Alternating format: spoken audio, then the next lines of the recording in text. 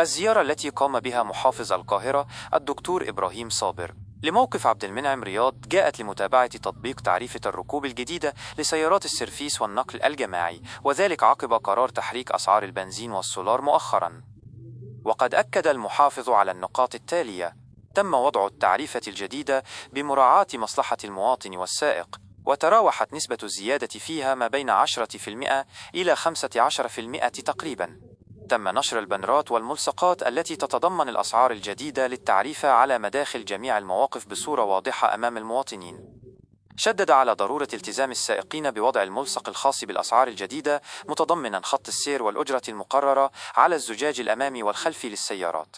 وجه بتكثيف الحملات الرقابية في المواقف والتصدي لأي محاولات استغلال أو عدم التزام بالتعريفة المقررة، واتخاذ الإجراءات القانونية ضد المخالفين. طالب المواطنين بعدم دفع أي مبالغ تزيد عن المعلن عنها، والإبلاغ عن أي مخالفات عبر الأرقام المخصصة، مثل الخط الساخن 114 و15 1496. هذه الإجراءات تأتي لضمان تطبيق التعريفة الجديدة بشكل منضبط وعادل بعد الزيادة في أسعار الوقود.